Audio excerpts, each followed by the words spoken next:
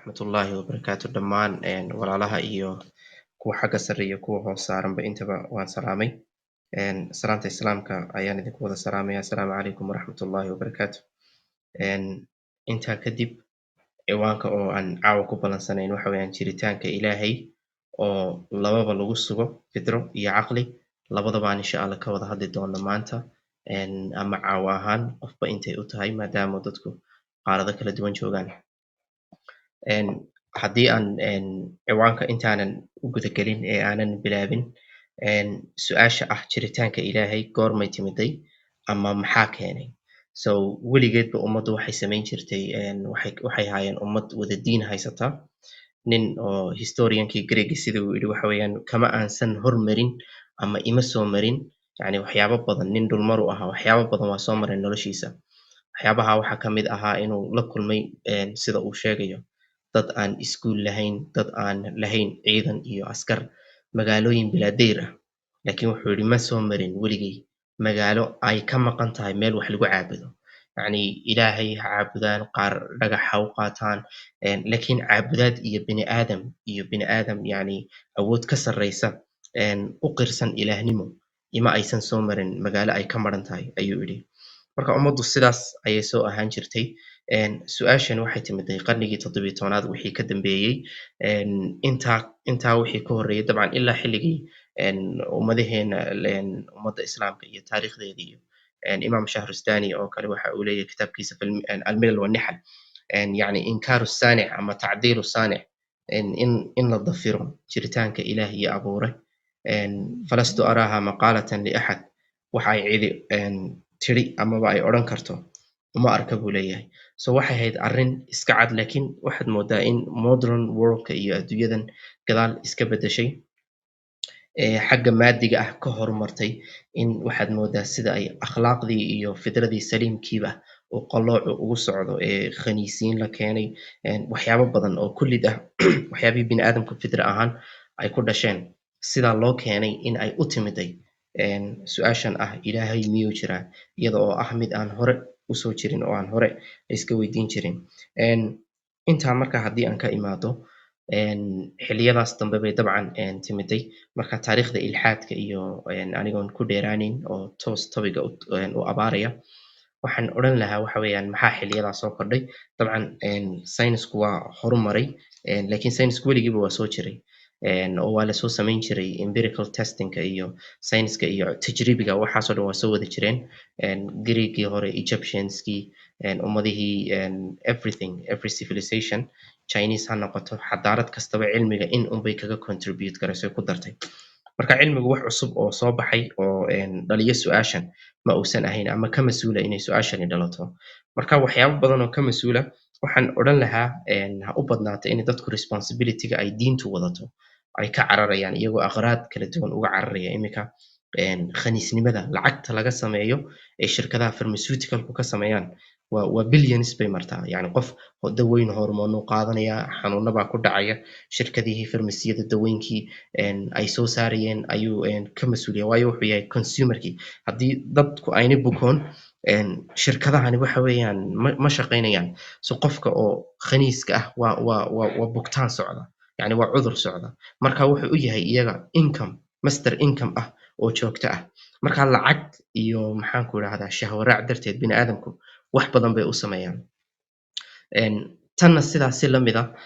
oo ninkaa maanta ka lacagaysanaya miskiinkan uu khaniiska ka dhigayo, dee diintu mas-uuliyad bay saartay oo diin haddii uu qaato ama haddii la dhaha ilaahay baa jira waxa weeyaan kitaabyada iyo xadaaraadka ummadda oo dhani si guud waa ay kasoo wada horjeedaan fikradahan khaniisnimada iyo howlahaas. Marka isagii bilaa lacag buu kusoo dhacaya. Marka waxa u fudud inuu iska inkiro diin iyo jiritaanka ilaahay oo uu dhabaar uga dhigto si ay source of incomekiisa iyo lacagtiisa ay usii jirto. Marka dafiraad iyo waxyaabo badan oo ilaahay ay gabaad uga dhigtaan, ha ka mid ahaato lacag, ha ka mid ahaato inay shahwaraac noqdaan. Waxa isweydiin mudan maanta ma tahay maalin la inkiri karo ilaahay, khaasatan cilmiga sayniska oo horumaray. Cilmiga sayniska oo horumaray waxay caddayn u tahay jiritaanka ilaahay, bal astaan iyo aaya ayay u tahay. maanta sayniska maxaad ku arki kartaa maanta sayniska haddii ilaahay uu yidhi wa fi anfusikum afalaa tubsiruun haddii la idhi yacni maanta toos baad naftaada u arki kartaa xubin kastood ka samaysan tahay waxaad qabanayso iska dhaafe hooyadaa uurkeeda markaad ku jirtay ayaa maanta lagu duubi karaa dhaqaaq kastood samaysay ayaa halkaa lagu record garayn karaayo adigoo 60 jira aad daawan kartaa yacni maanta waxyaabaha laga sheekeynayo waa waxyaabo ayna dadkii hore suuraysan karin waxaa laga sheekeynayaa in la booqdo planetis fogfog iyo kawaakib fogfog waxaa laga sheekeeyaa yani qaarkood mulxidiinta ha u badnaatee waxyaabay ka sheekana maxay aliens bay ka sheekeeyaan sida Richard Dawkins oo kale documentary expert la yiraahdo lagu wareystay oo leeyahay DNA-dan sidan ay u samaysan tahay waxay u muuqataa qaab intelligent oo ay ka dambayso farsamo iyo garaad marka maxaad is leedahay markaas buu yidhi waxa weeyaan laga yaabaa inay imaadeen fadaa'iyiin or aliens ka imiday kowkabyada kala duwan oo iyagu beeray bini'aadamka iyo DNA-dooda sameeyey.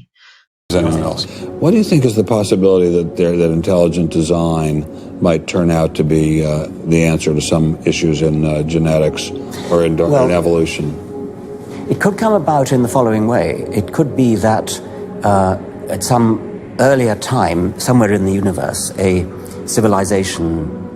evolved by probably some kind of Darwinian means to a very, very high level of technology, and designed a form of life that they seeded onto, perhaps this planet. Now, that is a possibility and an intriguing possibility. So, يعني أفكارتاس حل iyo goob lagaga wada hadlo iyo goor ayuu maanta adduunku maraya marka in waxyaabaha iyadoo laga sheekayn karayo maanta la isweydiiyo la yiraahdo sayniska waxaa soo albaaba furay maanta anigoo halkan jooga aan idinkala hadlayo idinkoo adduunyada meelo kala duwan jooga dadkii hore ma suuraysan karin waxaas oo dhan qofka maanta arkay mucjiso iyo hawl weyn kuma aha inuu rumeeyo inuu jiro rabbi abuurkan oo dhan intuu u saldhigay nebiyadiisii ka midana soo diray adduunkaana waxa weeyaan faray oo waajibaad saaray oo bini'aadamku aanu ahayn cabad adduunka iska jooga so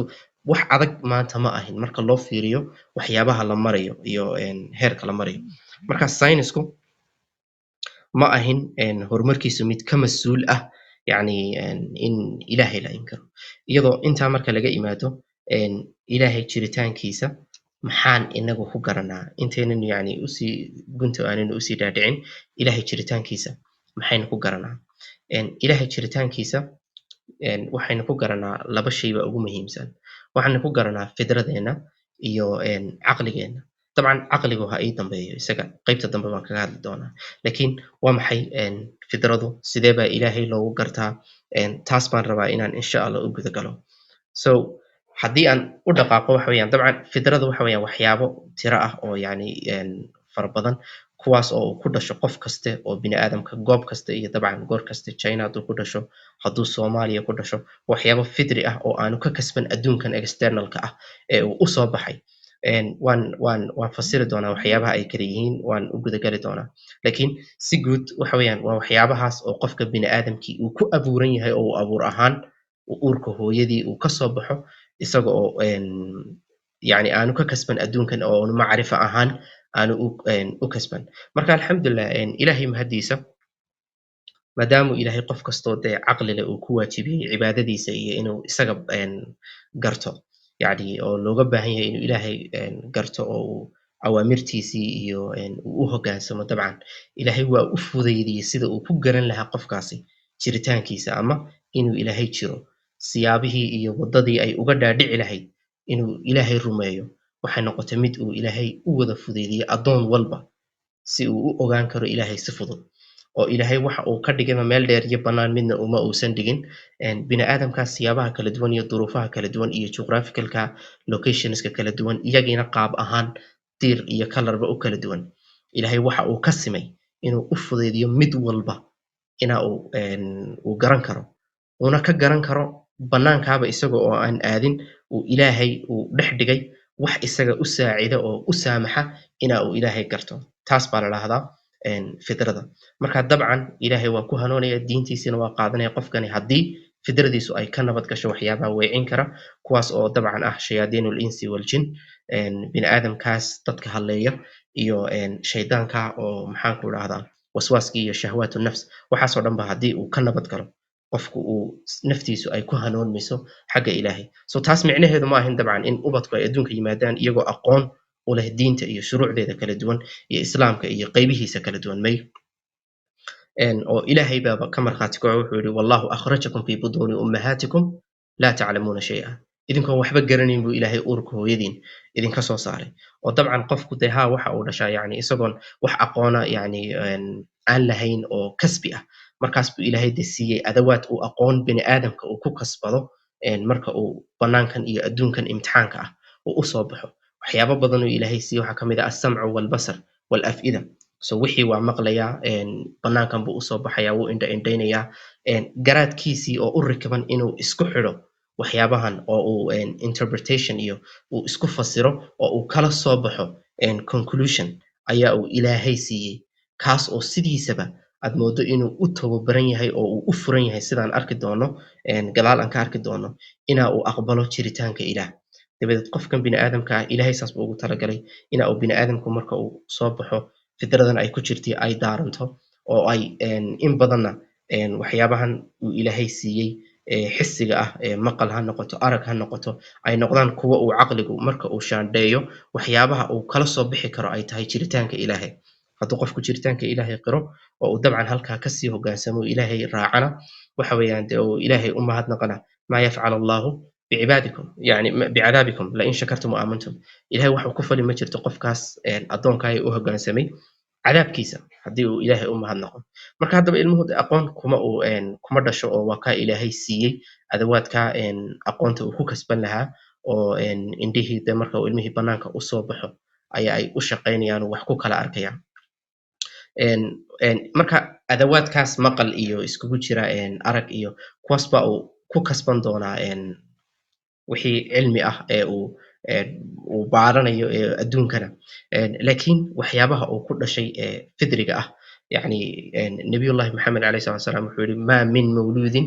ila wayulada cala alfitra mawluud kaste ama qof kaste oo dhashaa waxa uu ku dhashaa fidrada ayuu ku dhashaa dabcan waad wada aragteen sidoo kale ilaahay qur-aankiisa waxau kaga markhaati kacay suurat rum fidrat allahi alatii fadara annaasa calayha yani ilaahay inaa uu bini aadamka uu fidrada ay tahay wax uu ilaahay ku fadiray marka waxyaabo ay ka kooban tahay fidradan aan in badan idinku celcelinayo waxyaabo isku jirjira weeyaan kuwaas oo dabcan ay ugu horeyso inay naftan bini aadamka ah ee abuuran ee banaanka usoo baxaysa ee la falgali doonta caalam u diyaarsan in lagu imtixaamo ay tahay already mid u laab xaadhan oo u diyaar ah inaa uu rumeeyo ilaah yani inaa uu rumeeyo ilaah ama diin taasoo dabcan ay ka dhalanayso jacayl ah inuu caabudo rabbigiis waana tii aan iminka idiin sheegayey ee bini aadamka intaa leeg taariikhda dhan ayna ahayn kuwo ummad atheist ah meel ku ogeyd balse ummad walba oo lasoo wada marayo taariikhda laga diiwaangelay ay dhinacun ahayd ummad ilaah caabuda so qaar fidradooda ha la qoloocsanto sanabka kula dhacdo qaar meel kale ha kula dhacdo laakiin fikirka ah iyo u laabxaadsanaanta ay u laabxaadsan yihiin rumaynta rabbi waxay noqotay mid iyadu u furfurta mid walba inaa uu ilaah u rumeeyo oo uu wado uu u maro wadooyinku waa ka qaldami karaan haba la qaldanaan qaar khuraafaad ha kula dhacaan ta kale ee fidrada iyadana component ka mid ah oo waxyaabo ay ka kooban tahay waxa weyaan xeerar caqliyeed oo dabcan asaasi u ah inuu ku fahmo hadalka uu rabbigiisa uu kala kulmi doono qur-aankii ha noqoto waxyigii ha noqoto waxaanoo dhan waxay u baahan yihiin garaad fahma oo wax sababayn kara yani among other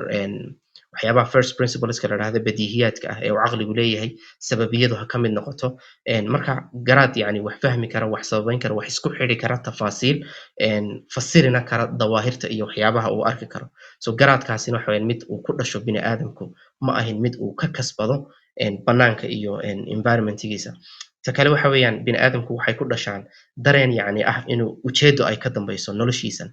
oo uu isweydiiyo markaana ay ku dhalato waxyaabaha aad moodo inay yihiin kuwa ugu muhiimsan nolosha bini aadamka oo ah su-aalaha jiritaanka kuwaasoo ah kumaan ahay maxaan adduunka u joogaa se maxaa ii dambeeya markaan dhinto taasina markaa waxay ku xigtaa qofka dhan noloshiisa inuu purpose iyo ujeedo uu u raadiyo jawaabtaas oo uu ka helo science kama helo beel kalena kama helo, waxa uu ka helaa waa diintaas uga jawaabta waxa ay ku kaliftaa bini'aadamka qiimaha ay su'aashan yani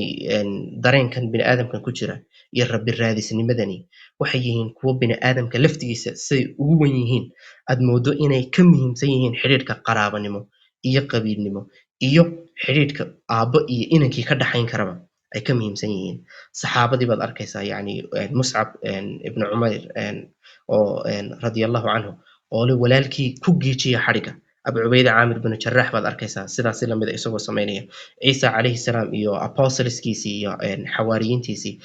waxay la koreen jewish community ummad yuhuuda ayaa ay la koreen oo kuwa la dagaalamayay ee kasoo horjeeday waxay haayeen farisiiskii shuyuukhdii diintan ay iyagu hortiyey ciisa calayhi salaam ay haysan jireen kuwo u nisbaysanaya inay muusa xeerkiisii iyo looskii iyo towraaddii ay ka xigaan ummadda oo ay sheekh ahaan u daba fadhiisan jireen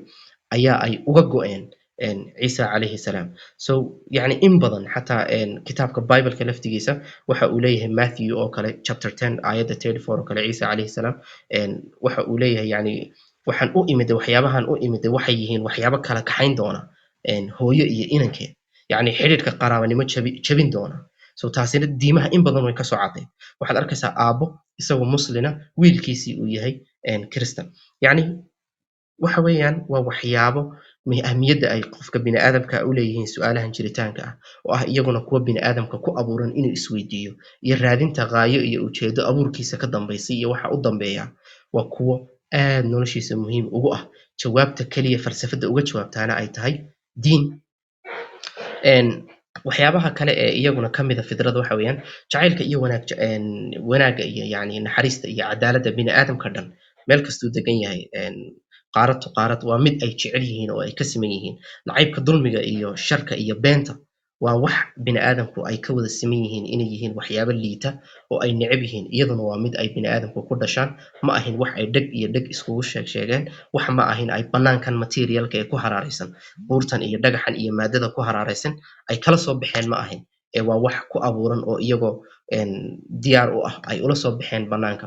sidoo kale dareenka ah xorriyad iyo ikhtiyaar uu ku adeeci karo uuna ku caasiyi karo rabbigiis oo uu isagu ikhtiyaar iyo go'aan u leeyahay meesha uu tegayo iyaduna waa mid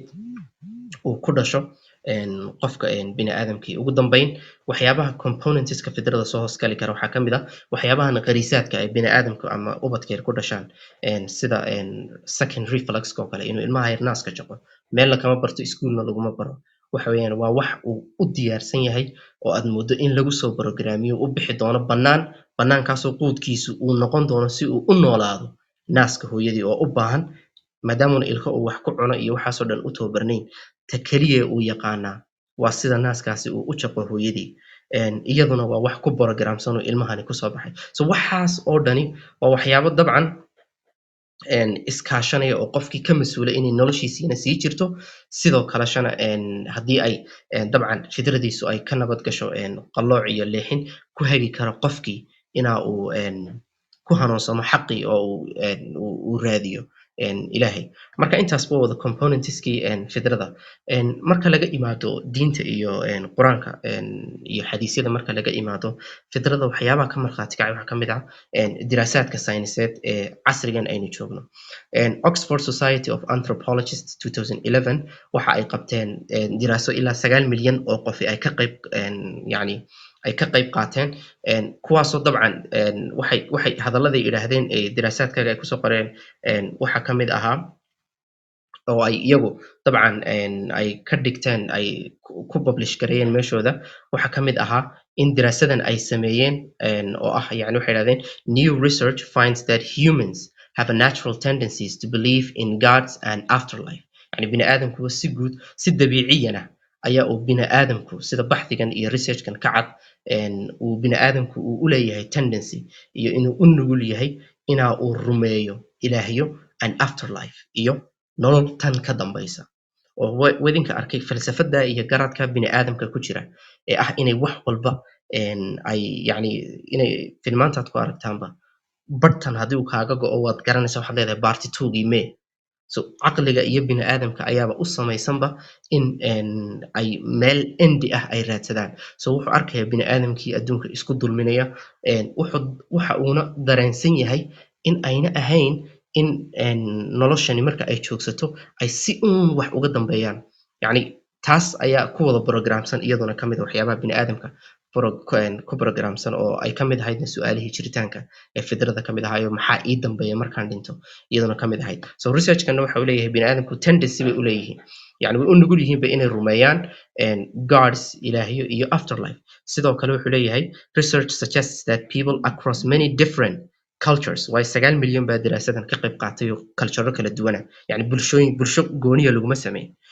Soomaali oo laguma sameyn, Carab oo laguma sameyn, bulshooyin kala duwan ayaa lagu sameeyey oo yani waa large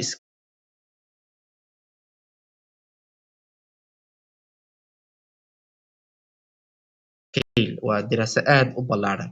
Marka waxa ay ku dareen research suggests that people across many different cultures, dadka yani kala duwan, culturekooga iyo dhaqankooga ay kala duwan yihiin, instinctively waxyaabahay fidra ahaan ugu dhasheen iyo ghariisa ahaan, belief waxay rumaysan yihiin that some part of their mind, soul ama spirit lives after death, inay qayb ahaan ha noqoto ruuxdooda iyo mindkooga inay waxun sii jiri doonaan marka ay dhintaan wax iyaga ka midii. Waxay sidoo kale intaas ku dareen these studies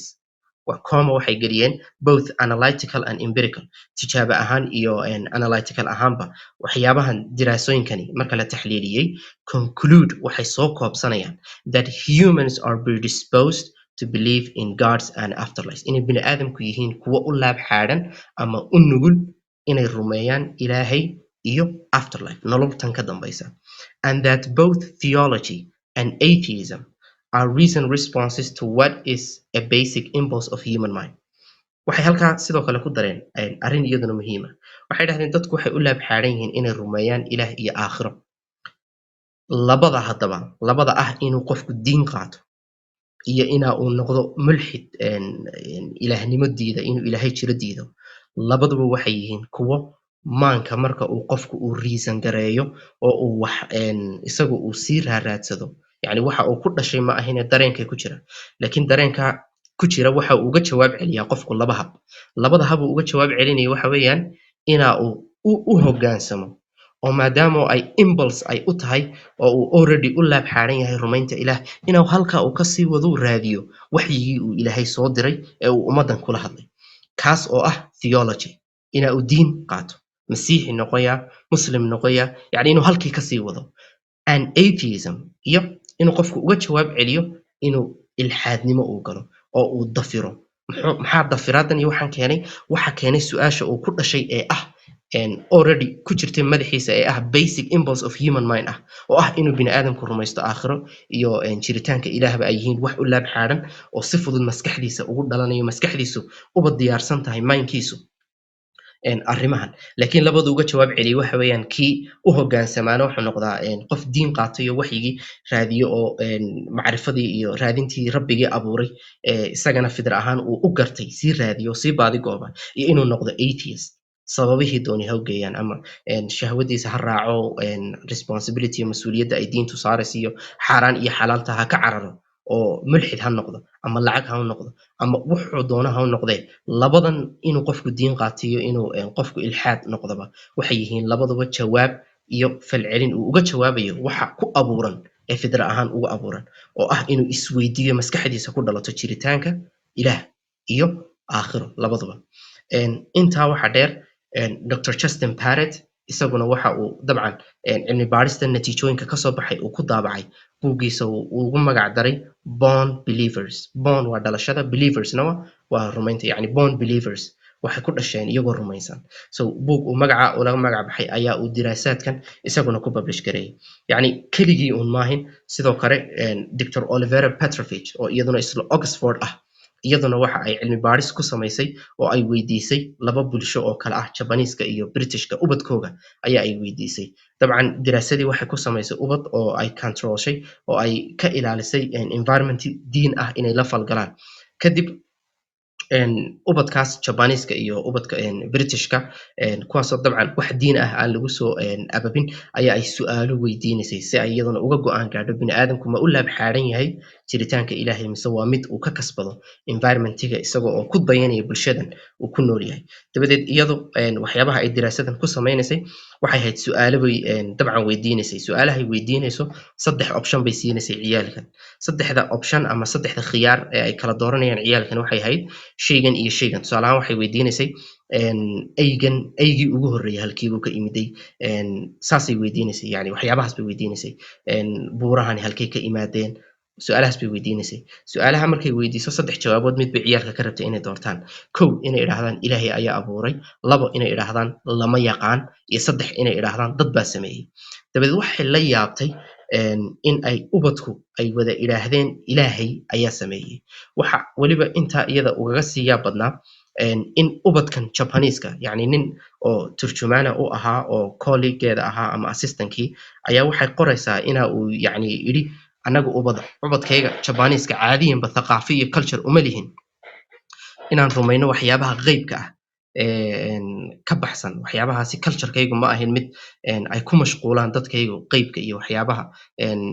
marka ubadkayga fikrada noocan oo kale ah uma ogolin buu yidhi diinteeda Shintoism-kuna kama hadasho hawlaha qeybka ah iyo kuwa marka isagii ayaa yani waxa uu yidhi siday iyadu qorayso waxay tiri my Japanese research assistants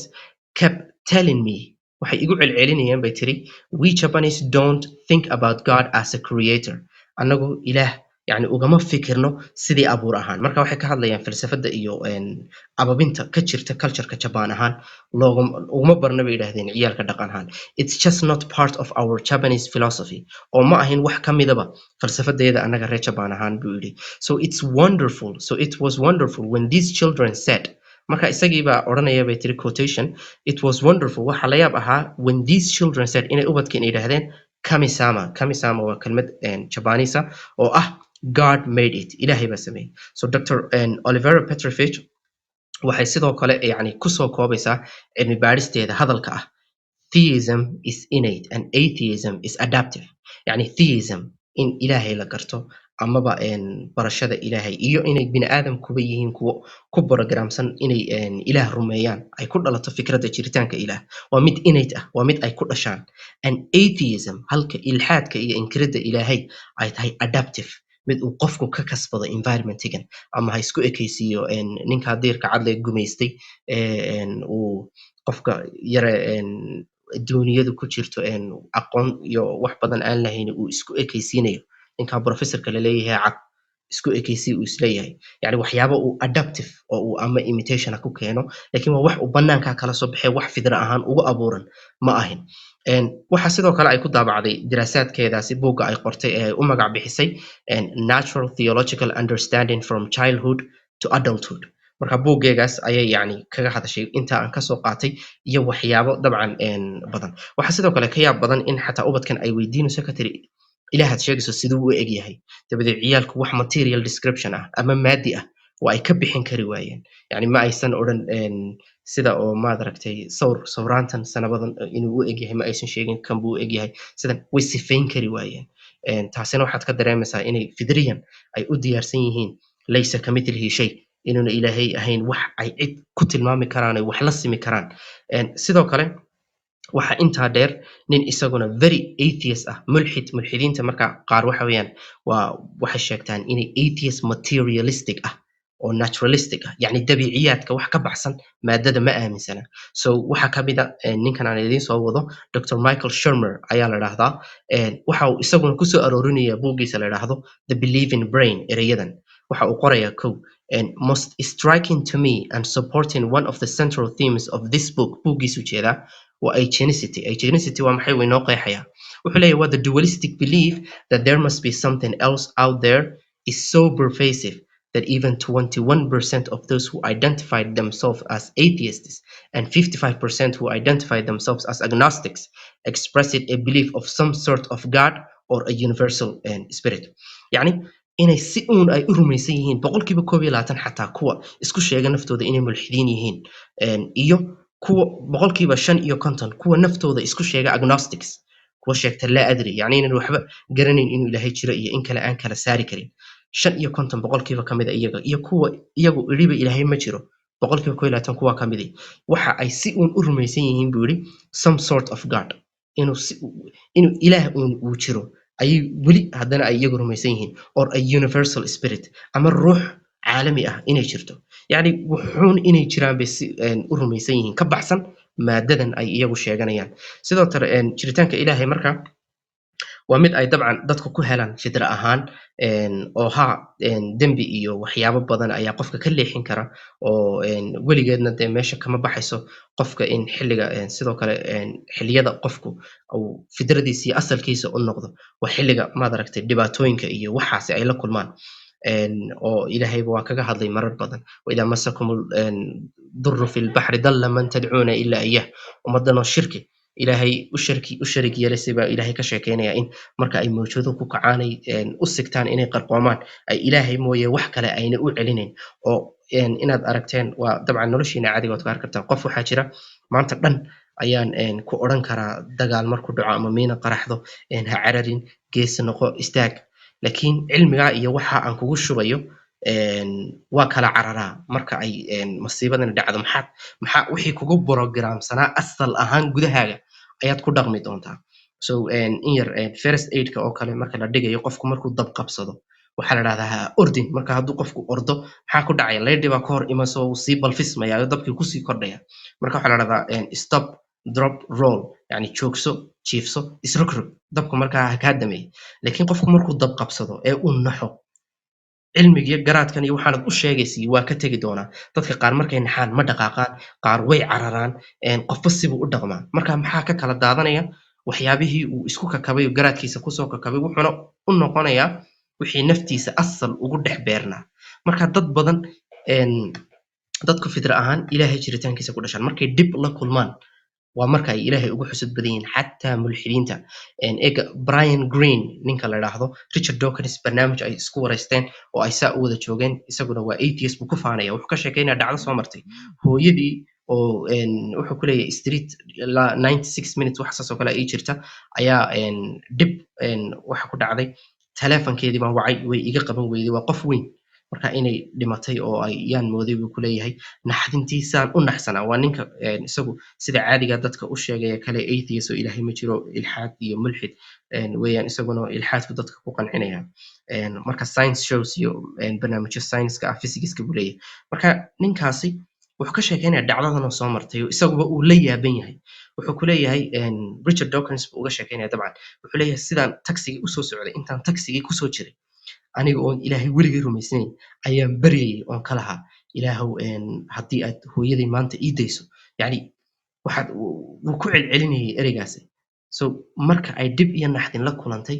wax allo wixii uu islahaa waxa weeyaan hebelis theory baa jirto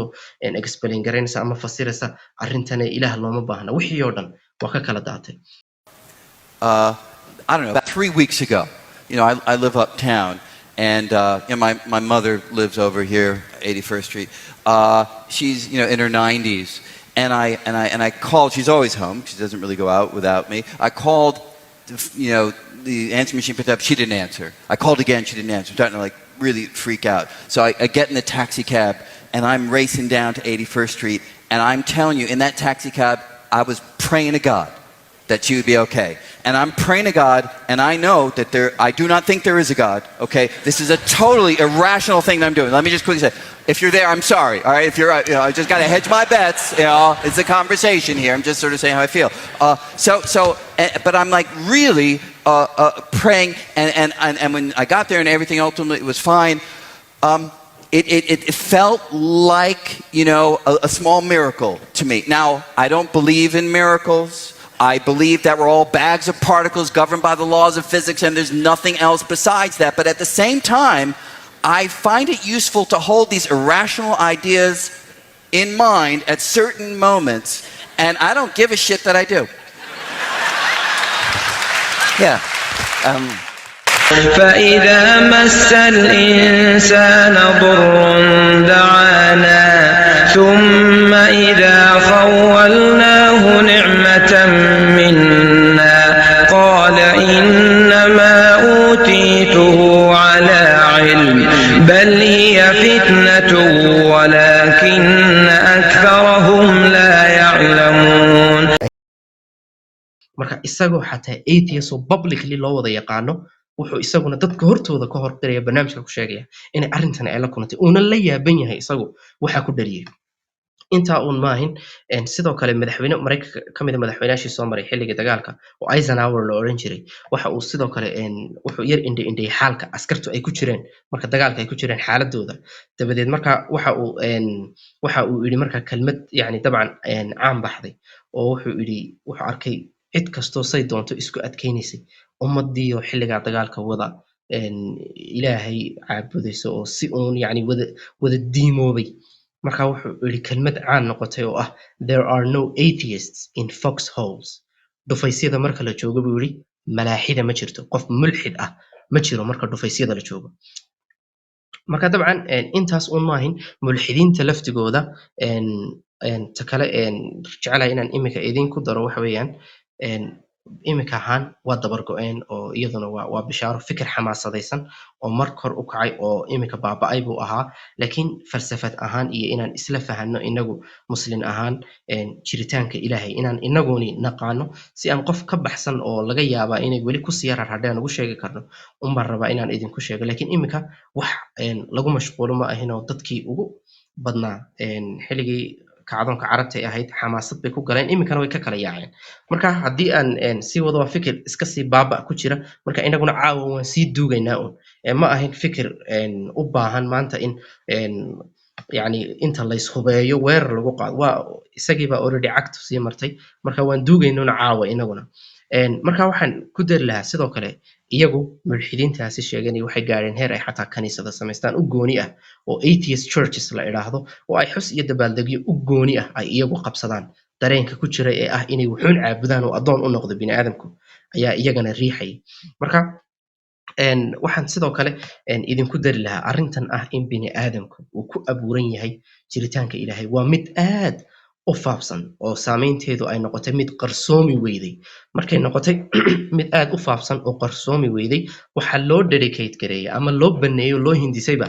cilmi cusub oo isaga oo loo bixiyay neurotheology oo ka mid ah branchiga cilmiga loo yaqaano ee guud loo yaqaano neuroscience so branchigaas dhan ayaa lagu diraaseeyaa neurotheology neuro waa cilmigan acsaabta iyo neerfaha lagu barto theologyna waa diintii iyo barashada ilaahay so waxaa loo bixiyey cilmi dhan oo loo diraasaadkiisa iyo fiilkiisa leh ayaa loo baneeyey si arrintan uun loo baaro biniaadamka iyo yani maskaxda iyo biniaadamka iyo abuuritaankan ay ku abuuran tahay ilaahay so sidoo kale saameynta ay dee diintu ku leedahay iyagoo mulxidiintu dabcan buugaag badan ay ula soo kala ordeen iyagoo doonaya inay ka jawaabaan arrintan su-aasha dhalisay ee ah biniaadamka maxay sidan ugu nugul yihiin marka ereyo cajiib ah ayaa ay isticmaalayaan oo ay ka mid tahay dabcan iyagoo qiraya in aad moodo bay ku leeyihiin diintu mid in lagu tolay biniaadamka aad moodo so waa sida iyagu hadalka dabcan u dhigeen hadalladaas waxaa kamid a sidoo kale Dr. Andrew Berg oo kamid a dhakhaatiir maraykanka kamid a Pennsylvania University haddaanan qaldanayn jaamacaddaasi oo cilmiga neuroscience-ka in badan bugaag badan ka qoray waxa uu qoray dabcan book la yidhaahdo How God Changes Your Brain sida uu ilaahay u bedelayo maskaxdaada waa mulxid isagu waa atheist sida uu ilaahay maskaxdaada u badbedelayo so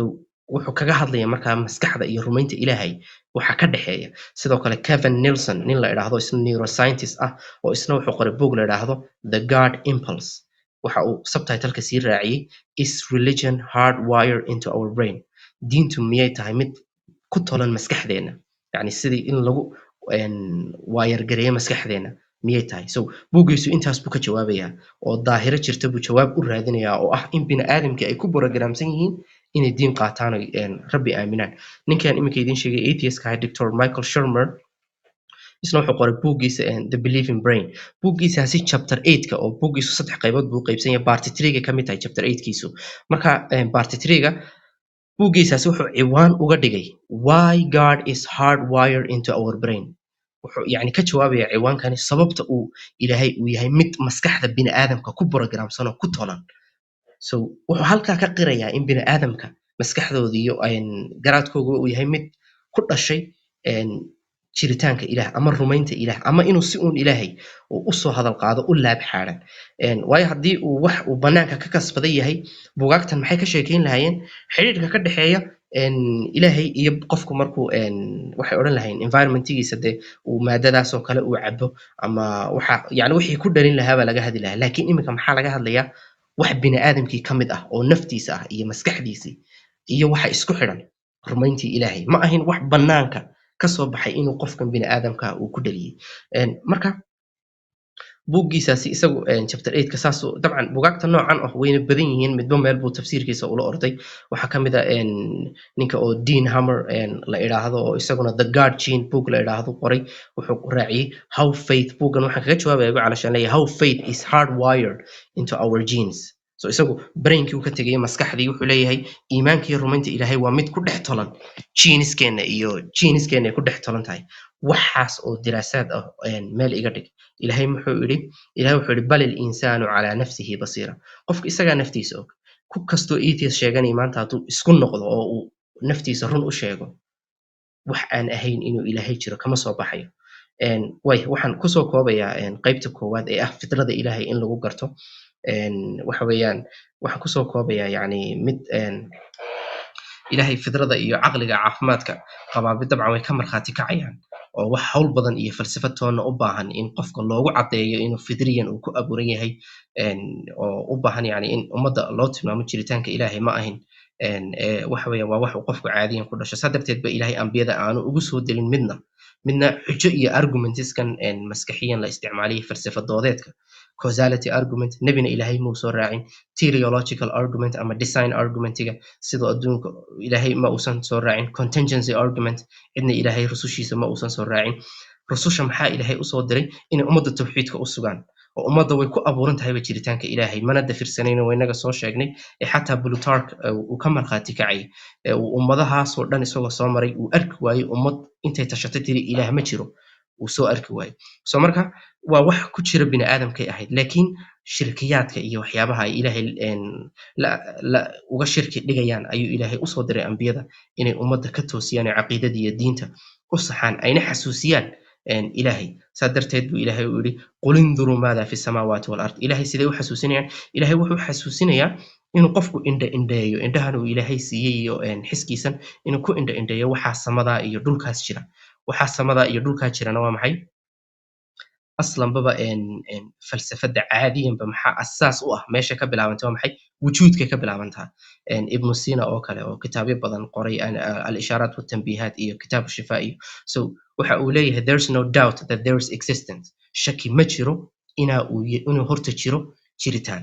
yani inuu jiritaan jiro waa meesha laga duulayo waxaan jira markaasaan u fasirnaa weeyaan su-aasha ku xigtay ninkii oo isna falsafiga ahaayee reer galbeedka René Descartes isna muxuu yidhi I exist therefore I am yani waan jiraa therefore I am so yani jiritaanku marka waa meesha falsafada dhani ay ka soo timaado so waxyaabaha wujuudkaayo qofka uu ilaahay ka leeyahay qul induruu maada fi samaawaati walard waxaas samada iyo dhulka jooga qofku markuu indheeyo waxaa ku dhacaysa inayna bannaan ayna ka iman waxaana way dib u daaraysaa oo aad moodaa impulsigii ku jiray oo maskaxda iftiin uga shidaysa inuu kusoo dhacdo yaa abuuray iyo ay su'aalihii uu kusoo dhashay ku jiray ay ku wada daarmaan oo uu isweydiiyo awalam yanduru fi malakuuti samaawaati walard wamaa khalaqa allahu min shay inuu saasoo qofku isku weydiiyo saa darteed baa yani taqiyudiin ibnu taymiya uu odhan jiray kayfa tadlubu daliila calaa man huwa daliilu kulli shay maxaan nidhi iminka falsafada asaaskeeda dhanba wujuudka ya ka bilaabantahay iyo jiritaan baa jira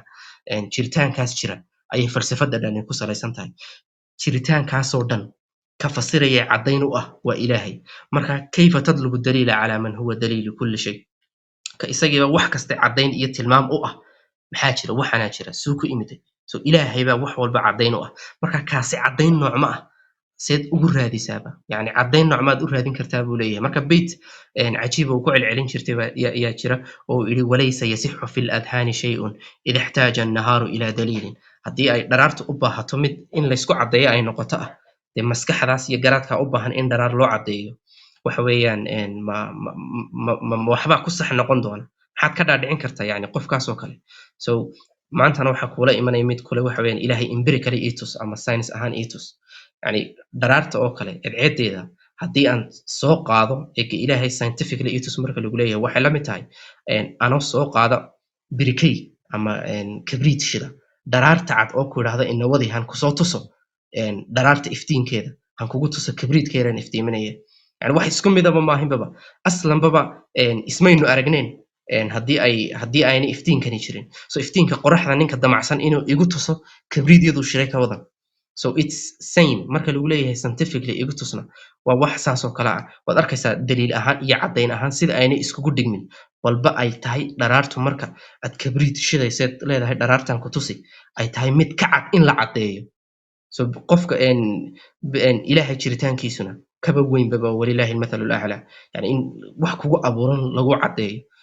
bacd alashyaa yani waxa weeyaan waxa tawdiixu lwaadixaat in waxyaaba cadcad la caddeeyaano waxyaabaha uga ad adag waxaan intaas baan kusoo koobi lahaa qaybta koowaad ee ah fidrada igaraa lahada way ila dheeraataba intii inka badan bay ila dheeraatay waxaan idinku soo koobi lahaa buug uu qoray nin David Hunt la yidhaahdo oo uu yidhi atheism and its corollary materialism are speechless when asked to account the human qualities that we all value so highly that distinguish us from all other creatures waxyaabaha aan inagu bini aadam ahaan qiimayno cadaaladda ay ka mid tahay akhlaaqda ay ka mid tahay wanaagga ay ka mid tahay ilxaadka iyo materialismka ama in la rumeeyo maaddo oo keliya jiritaankeedu kuwaa saas rumaysan fikirkaasi ma awoodaan inay fasiraan dawaahirtan kuwan ay fasiri kari laayihiin cadaaladda iyo akhlaaqda iyo runta iyo waxaasoo dhanna waa waxyaabaha inaga sooca inaga noolayaasha kaloo dhan marka buuggaasi intaas baan kasoo qaatay David Hunt baa ladhaa buuggan waxaa ladhaa magaciisa Cosmos Creator and Human Destiny marka ilaahay fidradiisa iyo ku garashada ilaahay lagu garanayo fidradiisu intaas baan kaga bixi lahaa intaas baana dabcan ugu muhiimsan waxaan u geli lahaa ilaahay iyo caqliga anigoo aad iyo aad u dadejin raba runtii waayo marka la yidhaahdo caqliga aad bay uga ballaaran tahay marka laga sheekeynayo fidrada haddii markaan qaybta ilaahay iyo garaadka ilaahay lababaa lagu gartaa caqliga iyo fidrada baan nidhi ilaahay caqliga sida loogu garto ayaan iminkana ka hadlaynaa fidradii already waan ka hadalnay iyo cadeymaheedii iyo researcheskii proof garaynay iyo diinteeni iyo wax walba asal u ah iyo xadiiskii iyo qur-aankii intaba marka waxaan u geli lahaa caqliga marka intaanan caqliga u kala gelin waxaan jeclaan lahaa inaan horta yar bayaamiyo sourceska ama masaadirta uu qofka bini aadamkii uu wax ku garto ama uu cilmi ku kororsado waxaa ka mid ah naqliga ama testimoniga in qofkii loo soo gudbiyo awowgaagii shanaad inuu jiray maanta oo uu ahaa nin geel leh ama qori noocaas ah haystay oo la dagaalamay gumaysigii ingiriiska waa waxaad sheeko ku maqashay adiga ma aasan jirin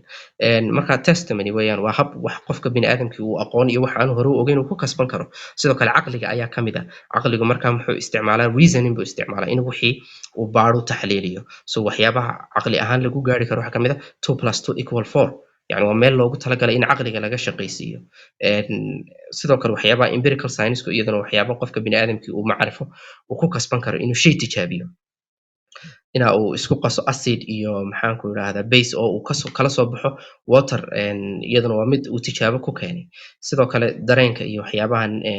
suugaanta iyo murugada iyo quruxda iyo waxyaabahaasna waxyaabo kamid ah waxyaabaha uu qofka bini aadamkii uu iyagana wax ka kasban karo marka waxa iyadana muhiim ah oo aan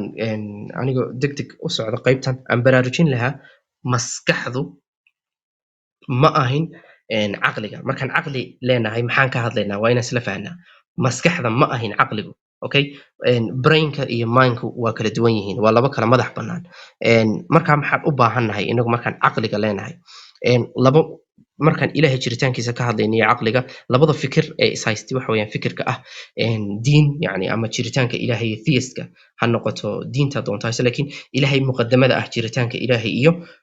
arrintaasi oppositekeeda oo dabcan labadii natiijadeeda kala soo baxay diraasaadkii weeyaan oo ah theology qofku diintu doona haystay laakiin inuu ku dhashay oo rumaysto oo u hoggaansamo fidradiisa oo yidhaahdo ilaahay baa jira iyo ka kasoo horjeeda fikirka kullidka ah oo ah ilxaadka labadaas weeyaan dagaalka macrakadan ay ka dhaxaysaa marka la yidhaahdo han caqliga ku xallino waxaa muhiim ah inaan isla fahanno caqliga maxaa loo baahan yahay inaa uu sidee noqdo weeyaan caqligu si aan iskula xukun tagno caqligii waxaad u baahan tahay immaterial mind oo capable of decision making yani choice leh waxaad u baahan tahay maskax waxaad u baahan tahay han idhaahdo caqligaagaasi waa inuu noqdaa mid aan maadi ahayn waan usoo wadaa sababta aan uga saaray maadada caqliga waa inuu noqdaa mid aan maadi ahayn oo ikhtiyaar iyo xorriyad leh markaan ka hadlayno maskaxdu waxa weeyaan waa shay maxay ka samaysan tahay neuron cells bay ka samaysan tahay white matter iyo grey matter ha u kala baxdo ugu dambeyn waxay ka samaysan tahay cells iyo unugyo cellskaas maxay leeyihiin membrane iyo dahaadh kala jajabi nucleus bay gudihii ku leeyihiin maxay ka samaysan tahay nucleuskani borotiina bay soo saaraysaa iyo DNA baa ku jirta borotiinadan sii kala jajabi markaad sii kala jajabiso maxaad gaadhaysaa amino acids baad gaadhaysaa waxyaabo la idhaahdo oo nitrogen ay u tahay core ama yani organic chemistry ahaan ay u tahay nitrogentu waxyaabo bilowa sii jajabi waxaad ku dambeynaysaa adiga organic chemistry iyo carbon iyo hydrogen iyo oxygen iyo nitrogen kuwaas baad ugu dambeyn gaari doontaa carbon iyo nitrogen iyo oxygen waxaan jeedaa iyo nitrogen waxaas oo dhan elementskaas oo dhani mid xor ah kuma jiro mid walba waa material muxuuna sameeyaa falgal buu sameeyaa reaction buu sameeyaa so imika haddii aad soo qaado maskaxda xataa marka ay shaqaynayso sidee u shaqaysaa waxay u shaqaysaa gradient potential waxa la dhahday ku shaqaysaa so maxaa dhacaya isbedel iono maskaxdii so sodium iyo waxa isbedelaya calcium baa isbedelaya waxa soo baxaya hormono nooc ka mid ah so laakiin maxaa isbedelaya meeshii gudihii waa wax wada maado ah oo wada material ah isbedelkoogaasi ikhtiyaar umalo iyagu kama mas-uul aha oo xorriyad kuma gaarayaan eega haddii aad soo qaado sodium oo aad chlorine ag dhigtood ku nabto waa metal iyo non metal group 7 iyo group 1 haddii aad isku nabto labadooda sodium iyo chlorine waxaad helaysaa milix sodium chloride ku celi mar labaad sodium chloride milix baa kusoo bixi ku celi mar saddexaad milix baa kusoo bixi 10 milyan oo jeer ku celi milix baa kusoo bixi maxay ku qasban tahay waxa qasbayay waxay u hoggaansan tahay xeerasha physics-ka xeerasha physics-ku waa xatmiyaad waa deterministic natiijo go'an bay wax ku hagaan 10,000 oo jeer iyo 10 milyan oo jeer haddii aad isa soo garab dhigto isla falgeliso sodium iyo chlorine milix waxaan ahayn soo saari maayaan yacni xorriyad iyo ikhtiyaar iyo male ay idhaahdaan 9 milyan oo jeer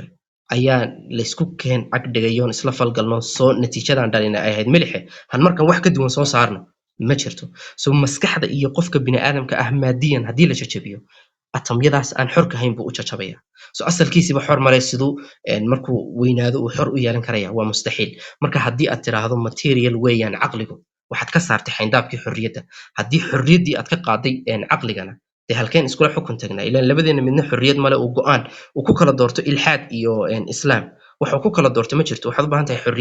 xorriyaddii si loo helo waa in laga madax bannaanaa xeerasha physics-ka ee ah kuwa natiijo xatmi oo go'an kugu hagaya ah waa inaad ka madax bannaanaataa so marka waa qasab inaad caqligii uu noqdo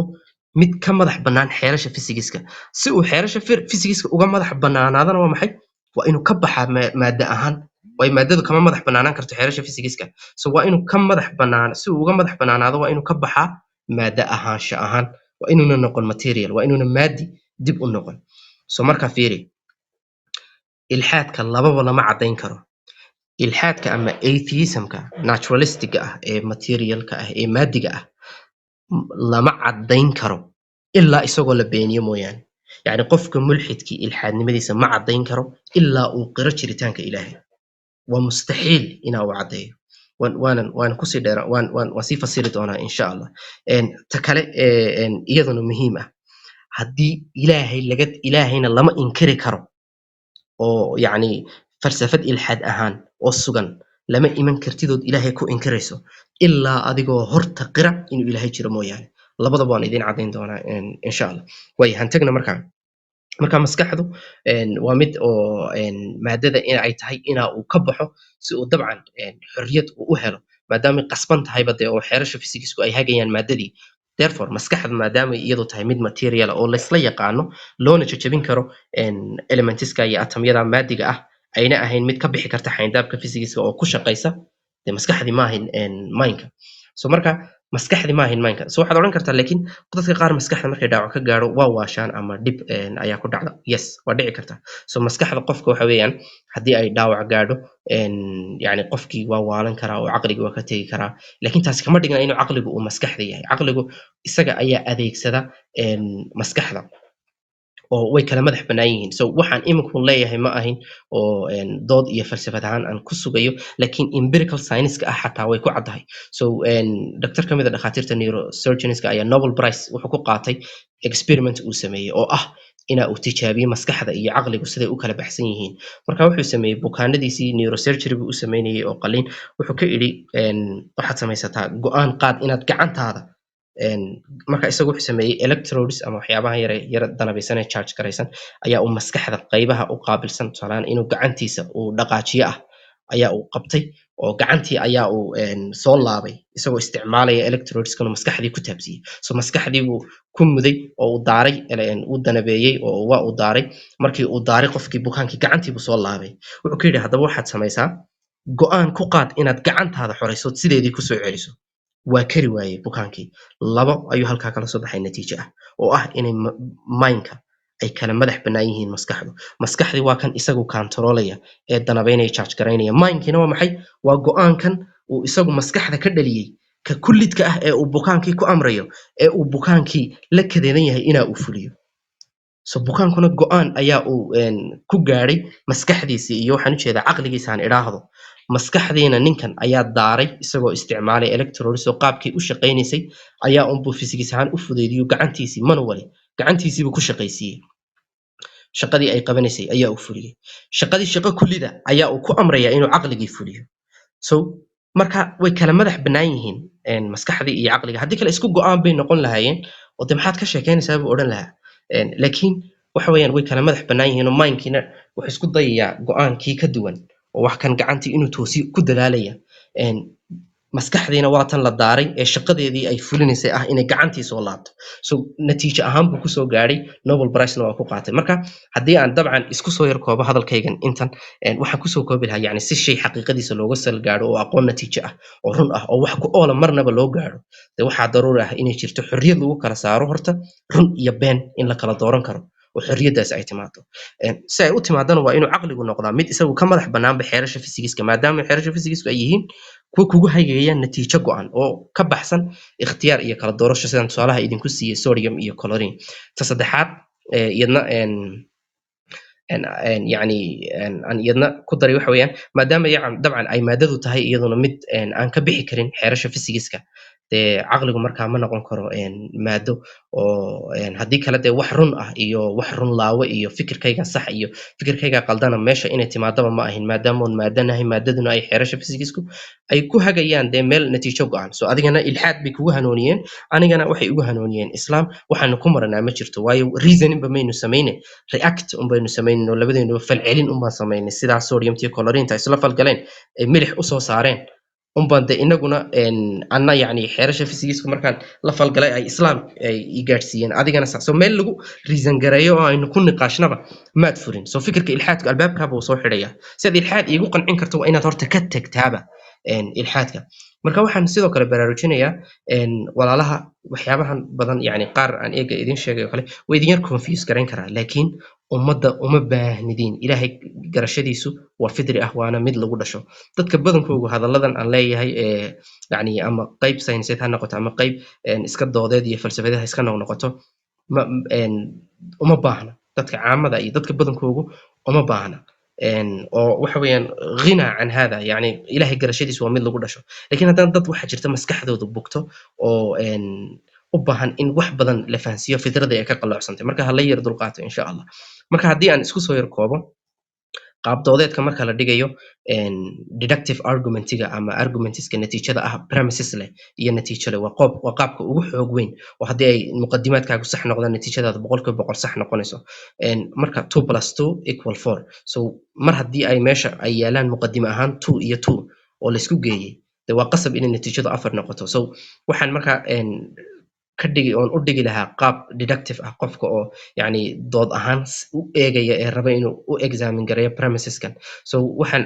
premise 1 waxaan odhan lahaa waxa weeyaan maadadu xor ma ahin mana noqon karto oo dabcan kama bixi karto xeerasha physics-ka ama physics laws-ka sidaan imika idin sheegay premiska labaad caqligu si uu natiijo run ah ama sax ah u gaadho waa inuu noqdaa mid xor ah premiska saddexaad caqligu ma ahin maskaxda maadaama ay tahay maskaxdu maado la og yahay sidaan idin sheegay oo waxay ka samaysan tahay idin sheegi karo atam ahaan caqligu si ka madax bannaan physics laws-ka ayaa uu wax u baaraa ugana sal gaadhayo wuxuu isticmaalaa xeerashii first principles-kii ama reasoning-kii therefore conclusion-kaygu waa kan caqligu ma ahin maskaxda way intaa haddii aan taa kaga baxo oo aan idin sheego inuuna yani caqligu maskaxda aanu ahayn oo aan taas isla aragnay. Marka waxaad halkaa marka la marayo aad ila aragtaa in qofka mulxidka ah uu ku qasban yahay isagoo leh wax fowqal maada ah ma jirto, uu haddana qasab ay tahay inuu inagula qaato inuu qiro wax maadada ka baxsan si uu u sugu igu qanciyo ilxaadkiisa. Haddii uu yidhaha ilxaadkaa saxana, qanaaco iyo wax intaa laga tegaya ma jirto. Si uu ilxaadkiisa u sugo waa inuu ilxaadkiisa baabi'iyaa iyo worldkan materialska. So inuu ilxaadkiisa sugo waxay qasabtay, waani markii hore waaniga idin sheego labada waan caddayn doonaa idin idhi. Haddii uu rabo inuu ilxaadkiisa iibgeeyo waa inuu qiraa caqligu inuuna maskaxda ahayn oo uu caqligu yahay wax ka baxsan xayndaabka maadada. Haddii uu idhaha waxbaa maadada ka baxsan xayndaabka maadadana, dee ilaahay materialkan worldka kuma jiro. Labadeenniba waxaan nahay dad rumaysan geyb oo aaminsan wax ka baxsan waxaanan arkayno inaa uu jiro. So qofka mulxidkana uu ku qasbanaaday si uu ilxaadkiisa u caddeeyo inaan halkaa isla tagno. Si uu u caddeeyo markaa waa inuu burburiyaa. So taasi waan isla garanay. Ta kale haddaba han isla eegna yani caqligu ma yahay mid ilaahay jiritaankiisa hadduu ilaahay meesha ka maqan yahay, yani ma yahay wax isku hadlayn leh caqliga oo qiimo ma leeyahay. Tusaale yar baan ku siinaya. Anigoo guriga jooga haddii uu dhulgariir dhaco barkimooyin kabarkani ag yaalla ay ku daataan keyboardkayga oo wordku furan yahay oo ay qoraan xarfo kala duwan.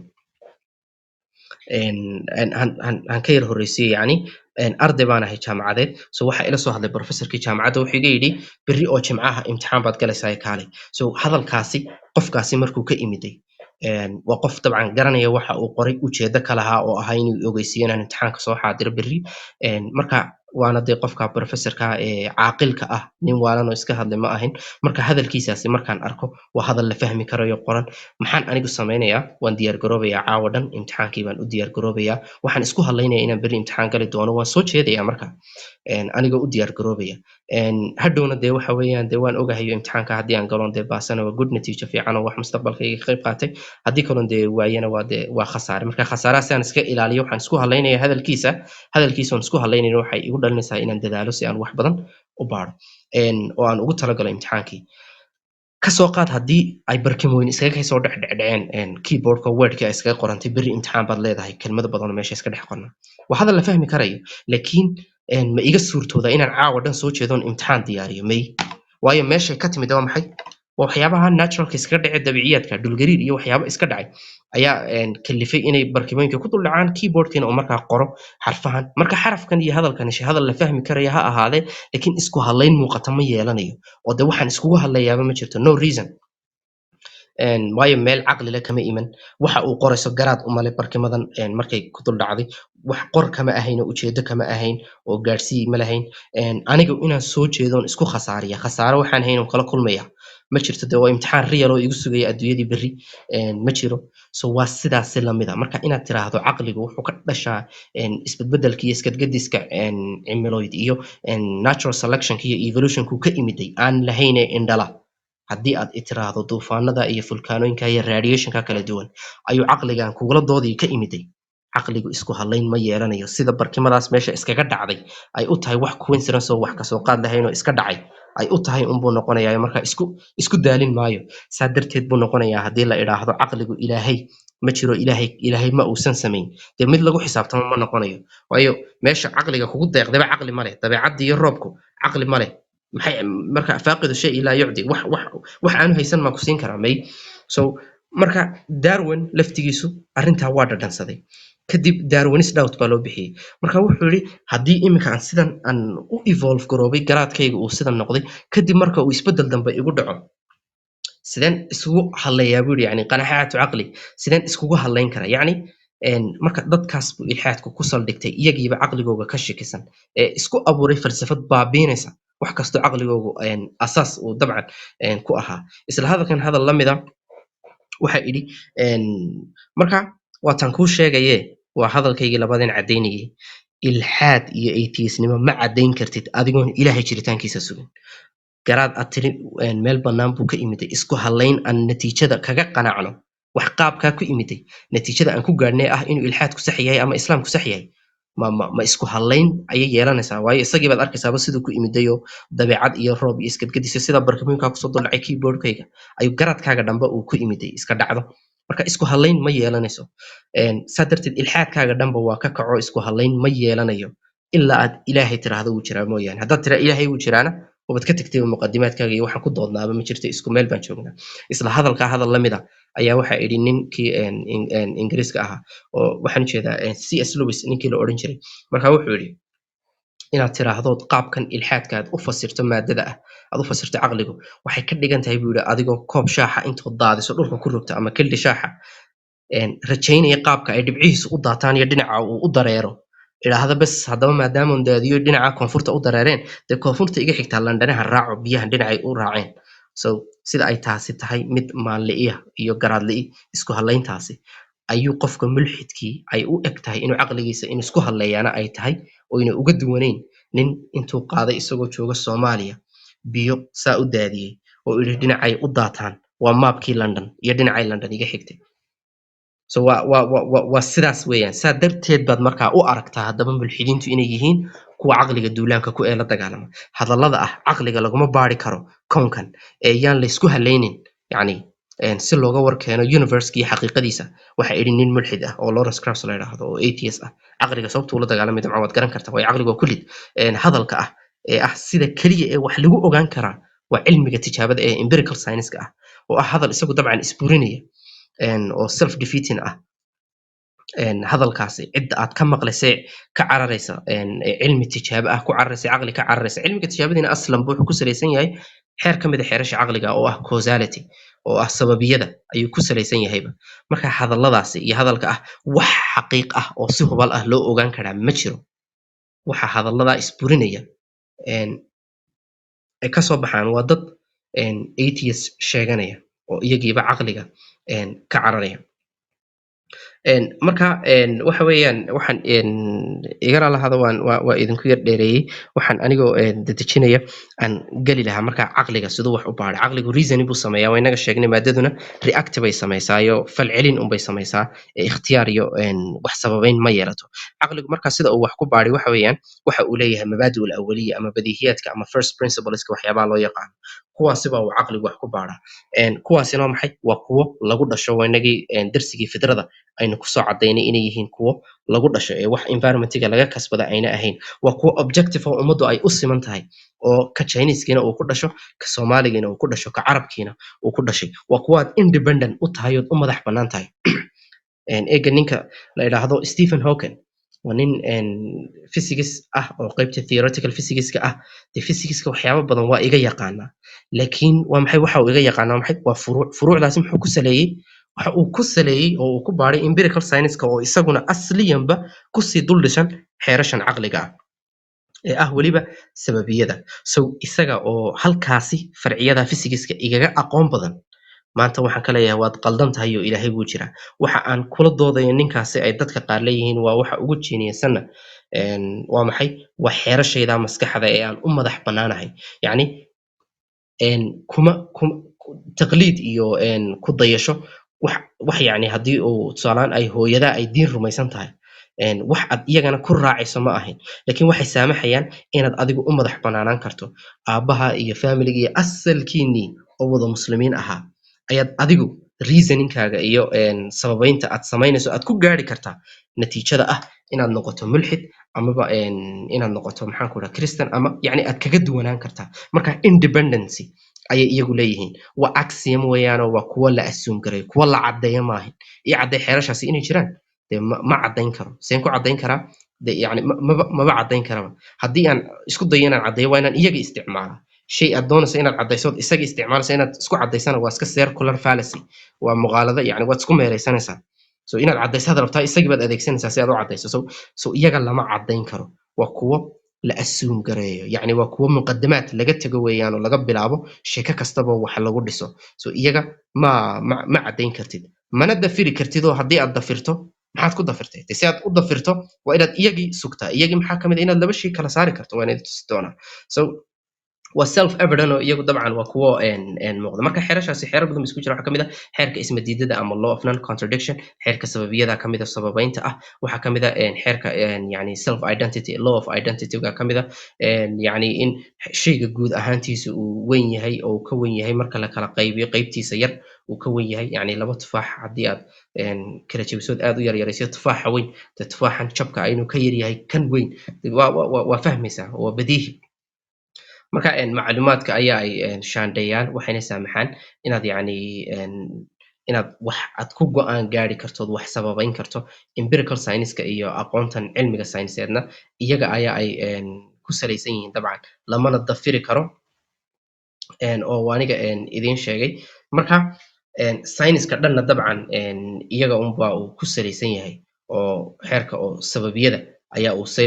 saynisku uu ku salaysan yahay. marka haddii aynay dabcan xeerashani jirin wax garasho oo aad yeelanaysaa yani ma jirayso, dee waxaad isku xidhxidhayso iyo natiijooyin iyo muqadamaad iyo waxaad gaadhaysaa ma jirto. marka qof dhan oo ka aqoon badan oo PhD ayaad natiijada u gaadhay tu ka duwan aad adigu ku qancaysaa adigoo adeegsanaya xeerashan. marka dabcan waxyaabaha yani markaad hadalladan iminka dee mulxidiintan oo inaga arkaynay ahaa isburburinaya, de yani wax xaqiiqa ah lama gaari karo. de hadalkaagaasi ma xaqiiqaba? de haddaad tiraa xaqiiqa la gaari kara, haddaad tiraahdo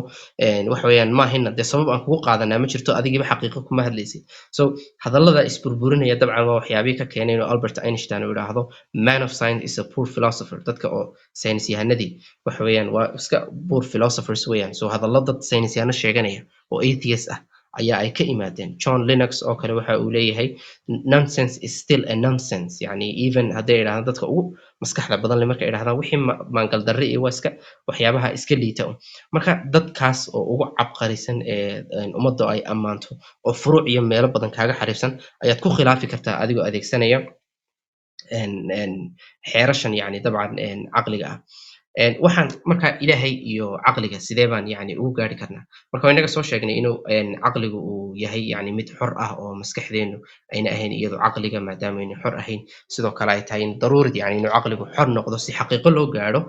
sidoo kale caqligu inuuna material la taaban karo aanu ahayn, oo uu mulxidkuna uu inala qaato, qasab tahay dee inuu inala qaato. oo haddii kale reasoning meesha ma yaale, dee wax xeerasha physicskunba ina hagaya. sidoo kale cilmi baarista sayniseed ee caddaynta u ahayd oo inaga soo hadalnay in caqliga maskaxdu ay yihiin laba kala madax bannaan. caqligu bilaa ilaah inaanu qiimo yeelanaynin waa midda aan iyaduna soo baraarujinay ee aanu kasoo hadalnay. hadday xitaa yani dabcan waa inaga sheegnay oo de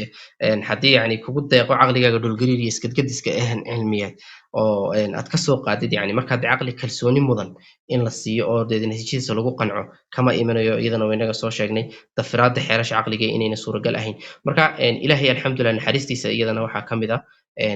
waxaasoo dhan markaan soo sheegnay in yani ilaahay aanu ku kalifin garashadiisa cid يعني aan lahayn يعني عقلي sida qofka waalan oo kale. يتيم ربي أيا غافرا رجوتك عفوا ولا لي سوى ودمع يسيل على مصحف به يصل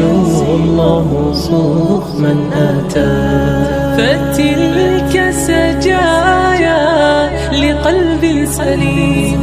إلى الله دوما تدور رحى فيا سعد ما